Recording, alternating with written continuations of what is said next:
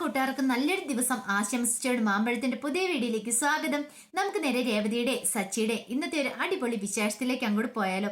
ഇന്നത്തെ വിശേഷത്തിൽ കാണിച്ചിരിക്കുന്ന ശ്രുതി അങ്ങനെ ജോലിയൊക്കെ കഴിഞ്ഞ ശേഷം വീട്ടിലേക്ക് തിരിച്ചെത്തുവാണ്. വീട്ടിലേക്ക് തിരിച്ചെത്തിയുമ്പോൾ മീര ചോദിച്ചു, ഇന്ന് എന്ത് പറ്റി? ഭയങ്കര ക്ഷീണതയാന്ന് തോന്നല്ലോ. ഇന്ന് കുറച്ച് വർക്ക്സ് ഒക്കെ കിട്ടിയെന്ന് പറയണം. നല്ല കാര്യമായപ്പോഴല്ലോ. നിന്റെ അമ്മായിയമ്മയുടെ പേരിട്ടതോടുകൂടി ബ്യൂട്ടി പാർലർ ഒന്നിനൊന്നിനും മെച്ചപ്പെട്ടല്ലേ എന്ന് ചോദിക്കുവാണ്. അതെന്താന്ന് അറിയത്തില്ല, ഞാൻ ഒരിക്കലും സ്വപ്നത്തിൽ പോലും പ്രതീക്ഷിച്ചില്ല കേട്ടോ നിന്റെ അമ്മായിമ്മയുടെ പേര് ബ്യൂട്ടി പാർലറിന് ഇടുമെന്നുള്ള കാര്യം. പിന്നെ നീ എന്താ വിചാരിച്ചോണ്ടിരുന്നേ? നീ കൂടുതലൊന്നും വിചാരിക്കണ്ട. നീ ഒരു കാര്യം ചെയ്യും, എനിക്ക് ഒരു ഗ്ലാസ് ചായ ഇങ്ങ് എടുക്കാൻ പറയുകയാണ്. അങ്ങനെ മീര ചായ എടുത്തോണ്ടിരിക്കുകയാണ്. ഈ സമയത്താണ് അങ്ങോട്ട് പ്രതീക്ഷിക്കാത്തൊരു അതിഥി കയറി വരുന്നത്. മുൻപ് ശ്രുതി പോയി തെറാപ്പിയൊക്കെ ചെയ്തുകൊണ്ട് വീട്ടിലെ മാഡത്തിന്റെ PA ആയിരുന്നു അയാളെ കണ്ട ശ്രുതി ചോദിച്ചു, നിങ്ങൾ എന്തിനാ ഇങ്ങോട്ട് കയറി വന്നേന്ന് ചോദിക്കുകയാണ്.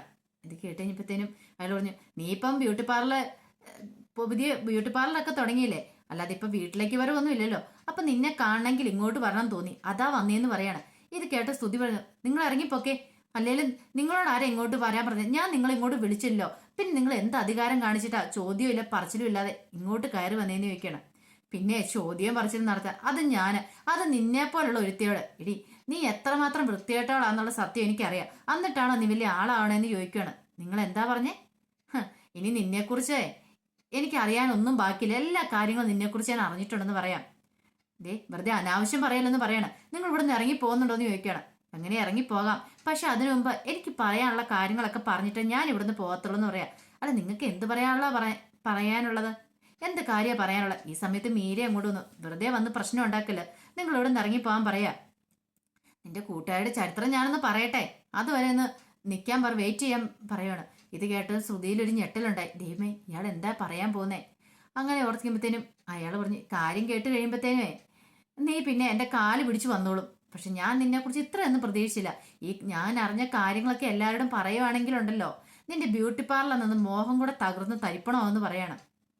അത് നിങ്ങൾ നിങ്ങൾ എന്ത് കാര്യം അറിഞ്ഞെന്നാ പറയണേ? അല്ലേ, ഉള്ള സത്യം പറയാലോ. പക്ഷെ ഞാൻ നിന്നെക്കുറിച്ച് ഇത്രയ്ക്കൊന്നും പ്രതീക്ഷിച്ചില്ല, നീ ഇത്ര വൃത്തികെട്ട പെണ്ണാന്നുള്ള കാര്യം. ഇത് കേട്ടോണ്ടാ അങ്ങോട്ട് ശ്രുതി വരുന്നത്. ശ്രുതിനെ കണ്ട് ശ്രുതിയും മീരെ ഒന്ന് ഞെട്ടി. അല്ല, നിങ്ങൾ എന്താ പറഞ്ഞേ? നിങ്ങൾ ഇവളെക്കുറിച്ച് എന്തോ സത്യങ്ങൾ അറിഞ്ഞെന്ന് പറഞ്ഞേ, എന്ത് സത്യങ്ങൾ അറിഞ്ഞെന്ന് ചോദിക്കുവാണ്. അയാളൊന്നും മിണ്ടിയില്ല. പെട്ടെന്ന് ശ്രുതിയോട് ചോദിച്ചു, ഇയാൾ എന്തിനാ ഇങ്ങോട്ട് വന്നേന്ന് ചോദിക്കും. എനിക്കറിയില്ല എന്ന് പറയാണ്. പിന്നെ ഇയാൾ എന്താ ഈ വിളിച്ചു പറഞ്ഞുകൊണ്ടിരിക്കണേ? സത്യം പറയടാ, നിങ്ങൾ ഇവളെക്കുറിച്ച് എന്ത് കാര്യങ്ങൾ അറിഞ്ഞെന്ന് ചോദിക്കുകയാണ്. ഇവളെക്കുറിച്ച് മാത്രമല്ല, നിങ്ങളെക്കുറിച്ച് ഞാൻ അറിഞ്ഞെന്ന് പറയണം. അപ്പൊ ശ്രുതി ഓർത്തി, ഇയാൾ എന്തൊക്കെയാ വിളിച്ചു പറയണേ? അതെ, നിങ്ങൾ രണ്ടും തമ്മിൽ കല്യാണം കഴിച്ചിട്ടല്ല അല്ലേന്ന് ചോദിക്കുവാണ്. ഇത് കേട്ട ശ്രുതി പറഞ്ഞു, കല്യാണം കഴിച്ചിട്ടില്ല, ഞങ്ങൾ കല്യാണം കഴിക്കാൻ പോകുന്നുള്ളൂ. അങ്ങനെ വരട്ടെ. ഇതാ പറഞ്ഞത്, ഞാൻ അറിഞ്ഞ കാര്യങ്ങളൊക്കെ ശരിയാന്ന് എനിക്ക് അറിയായിരുന്നു. എന്നിട്ട് കള്ളത്തരത്തില് അന്ന് കപ്പിൾസ് പെർഫോമൻസ് നടത്തിയ സമയത്ത് കപ്പിൾസ് ട്രോഫി അടിച്ചു മാറ്റിയില്ലേ, ബെസ്റ്റ് കപ്പിൾസ് ആന്ന് പറഞ്ഞുകൊണ്ട് എല്ലാരും കബളിപ്പിക്കുകയല്ലേ ചെയ്തത്. നിങ്ങളെ വെറുതെ വിടാൻ ഉദ്ദേശിച്ചിട്ടില്ലെന്ന് പറയണം. ഇത് കേട്ട ശ്രുതി പറഞ്ഞു, ഓഹോ, അപ്പൊ ഇതാണോ നീ കണ്ടെത്തിയ ആ വലിയ സത്യം? എന്നാ നീ അറിഞ്ഞു, ഉടനെ ഞാൻ ഇവിടുന്ന് തമ്മിലുള്ള കല്യാണം നടക്കും. ഇതിന്റെ പേരും പറഞ്ഞിട്ട് മേല ഈ പടി കടന്നേക്കല്ലെന്ന് പറയാണ്. ഇത് കേട്ടപ്പോ ശ്രുതിക്ക് സമാധാനമായി. ഭാഗ്യം ഇയാൾ വേറെന്ന് പറഞ്ഞിട്ടില്ല. ശ്രുതി പറഞ്ഞു, ഇറങ്ങി പോടോ ഇവിടുന്ന്. അയാൾ ഓരോ കണ്ടുപിടുത്തങ്ങളുമായിട്ട് ഇങ്ങോട്ട് കയറി വന്നിരിക്കുന്നു പറയണേ. എടി, നീ എന്നെ അങ്ങനെ ഇറക്കി വിടാനും നോക്കണ്ട. നിന്റെ ബ്യൂട്ടീഷ്യനൊക്കെ എനിക്കറിയാം. കണ്ട വീട്ടുകളിലൊക്കെ പോയി മസാജ് ചെയ്ത് കൊടുക്കുന്നതല്ലേ നിന്റെ ജോലി. മസാജ് പെണ്ണുങ്ങൾക്ക് മാത്രമല്ല, ആണുങ്ങൾക്ക് മസാജിങ് ഉണ്ടെന്ന് എനിക്കറിയാം. എന്തൊക്കെ അവിടെ നടക്കണേന്ന് ഞാൻ പിന്നെ പ്രത്യേകിച്ച് പറയേണ്ട ആവശ്യമില്ലോ എന്ന് പറഞ്ഞു തീരുവല്ല. ശ്രുതിയുടെ കൈ അയാളുടെ കർണത്ത് പതിഞ്ഞു. ഒരക്ഷരം പോലും നീ എന്റെ പെണ്ണിനെ കുറിച്ച് മിണ്ടിപ്പോയേക്കില്ല. അവൾ എന്റെ പെണ്ണാടാ, എന്നിട്ടാണോ നീ വൃത്തിയോട് പറയാൻ? ഇറങ്ങി പോടാ ചെറ്റേന്ന് പറഞ്ഞൊരു തള്ളി അങ്ങോട്ട് വിടുവാണ്. നാണം കിട്ട് തല താഴ്ത്തി അയാളങ്ങോട്ട് പോയപ്പോഴത്തേനും ശ്രുതി ഓടി വന്ന് ശ്രുതിയുടെ നെഞ്ചിലേക്ക് വീഴുവാണ്. എന്നിട്ട് പൊട്ടിക്കറി, എന്തിനാ കരയണേ? എന്നെ ഇത്രമാത്രം സ്നേഹിക്കുന്നു ഞാൻ വിചാരിച്ചില്ല. എനിക്കിപ്പം ആരുമില്ലെങ്കിലും എല്ലാവരും ഉള്ളതുപോലെ ഒരു തോന്നല ഉണ്ടാകുന്നേ. ശ്രുതി എന്നെ പൊന്നുപോലെ നോക്കുന്ന എനിക്ക് ഉറപ്പായി. എനിക്ക് ഈ സ്നേഹം മാത്രം മതി എന്ന് പറയണം. പെട്ടെന്ന് ശ്രുതി കൈ ഇങ്ങനെ വേദനിക്കുന്ന പോലെ നോക്കുവാണ്. എന്ത് പറ്റി? അയാൾ അപ്രതീക്ഷിതമായിട്ടുള്ള ഒരു അടിയല്ല അയക്കിട്ട് കൊടുത്തേ, അതുകൊണ്ട് കൈ വേദനിച്ചെന്ന് പറഞ്ഞാൽ ഞാൻ മസാജ് ചെയ്ത് തരാമെന്ന് പറഞ്ഞുകൊണ്ട് അവിടെ കൊണ്ടുപോയി ഇരുത്തുവാണ്. ഇത് കണ്ടപ്പം മീര ചിരിക്കുക. പിന്നീട് കാണിക്കുന്ന രേവതി മിറ്റം അടിച്ചുകൊണ്ടിരിക്കുന്ന സമയത്താണ് രവീന്ദ്രൻ അങ്ങോട്ട് വരുന്നേ. രവീന്ദ്രനെ കണ്ടും ഓടിച്ചെന്നു. അച്ഛൻ എന്താ ഒരു മുന്നറിയിപ്പും ഇല്ലാതെ? അതുപോലെ കല്യാണം ക്ഷണിക്കണമല്ലോ, ശ്രുതിയുടെ വിവാഹമായി ഉറപ്പിച്ചെന്ന് പറയണം. ആര്? ശ്രുതിയായിട്ടാണെന്ന് ചോദിക്കും. അത് ശ്രുതിയായിട്ട് തന്നെയാ. വാച്ച, എന്തൊക്കെയുണ്ടോ അവിടെ വിശേഷങ്ങൾ ചോദിക്കുക. എന്ത് വിശേഷങ്ങള്? നിങ്ങൾ അവിടെ ഇല്ലാത്തതുകൊണ്ട് ഒരു സുഖമില്ലെന്ന് പറയണം. അമ്മേ, അല്ല മുത്തശ്ശി, ഇത് ആരാ വന്നേക്കെന്ന് ചോദിച്ചുകൊണ്ട് രേവതി അകത്തേക്ക് കയറുവാണ്. മുത്തശ്ശി പെട്ടെന്ന് ഇറങ്ങി വന്ന്, ആഹാ രവി നീയോ, വാ കേറി വന്നിരിക്കുക. നീ അങ്ങോട്ട് മെലിഞ്ഞു പോയിട്ടുണ്ടോ എന്ന് എനിക്കൊരു സംശയം. മെലിയാനാ ഞാനാ? കൊള്ളാം, നല്ല കഥയെ. എടാ, നിന്റെ ചന്ദ്രമതി നിനക്ക് ഫുഡൊക്കെ തരുന്നുണ്ടോ അതോ പട്ടിണി കിട്ടേക്കുവാണോ ചോദിക്കുകയാണ്. ഇത് കേക്കണ്ട അവള്. എങ്ങാനും കേട്ടിട്ടുണ്ടെങ്കിൽ അമ്മയ്ക്കറിയാലോ പിന്നെ എന്താ സംഭവിക്കാൻ പോകുന്നേന്ന്. പെട്ടെന്ന് സച്ചി അങ്ങോട്ട് വന്നു. ആഹാ, അച്ഛനെ തന്നെ ഒരു പറച്ചിലും ചോദ്യം പറച്ചിലും ഒന്ന് ഓടി വന്നേ. ഓ, ഞങ്ങളെ കൊണ്ടുപോകാൻ വന്നായിരിക്കും അല്ലേ? ഞങ്ങളെ കാണാതിരിക്കത്തില്ല അല്ലേന്ന് ചോദിക്കുകയാണ്. ഇത് കേട്ട് കഴിഞ്ഞപ്പോ തന്നെ രവീന്ദ്ര പറഞ്ഞു, കൊണ്ടുപോകാൻ വന്നൊന്നും അല്ല. അതെ, ഞാൻ കല്യാണം ക്ഷണിക്കാൻ വന്നത്. കല്യാണം ക്ഷണിക്കണോ? ആരുടെ? സുധിയുടെ അല്ലാതെ ആരുടെ? ആ ഫ്രോഡിനെ കല്യാണം വിളിക്കാൻ വന്നാണോ? അച്ഛൻ കല്യാണം ഒന്നും ക്ഷണിക്കാൻ നടക്കണ്ട. അതെന്താ? കല്യാണം നടക്കാൻ പോകുന്നില്ല. കല്യാണം നടക്കാൻ ഞാൻ സമ്മതിച്ചിട്ട് വേണ്ടേ? 50 ലക്ഷം രൂപ തരാതെ അവന്റെ കല്യാണം ഞാൻ നടത്തില്ല എന്ന് പറയണ. നീ എന്തൊക്കെയാ സച്ചി പറയണത്?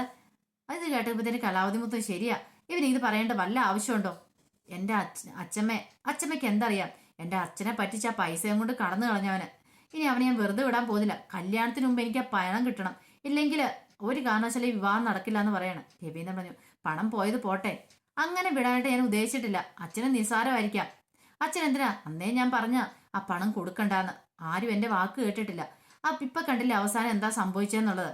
വെറുതെ കയ്യിലിരുന്ന പണവും പോയി. അച്ഛൻ ഇപ്പൊ എന്നിട്ട് ഒന്നുമില്ലാത്ത അവസ്ഥയിൽ ഇരിക്കുക. ഇത് കേട്ടപ്പോ കലാവതി മുത്തശ്ശി പറഞ്ഞു, ആ പണം എങ്ങോട്ടും പോകത്തില്ല.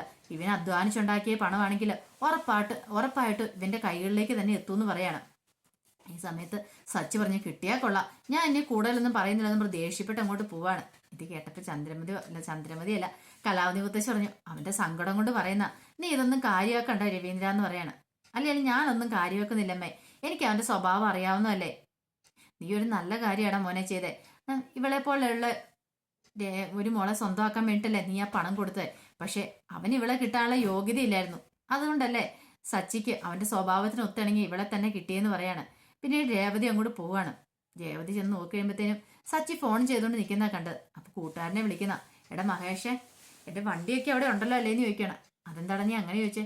നന്നായിട്ട് നോക്കണേ, അറിയാലോ ഞാൻ പൊന്നു പോലെ നോക്കുന്ന. പിന്നെ അത് മാത്രമല്ല, പൈസ ഉണ്ടെങ്കിൽ സിയും കൂടെ ഒന്ന് അടച്ചേക്കണം. നിനക്ക് ആവശ്യമുള്ള പൈസ എടുത്തിട്ട് മതി എന്ന് പറയണം.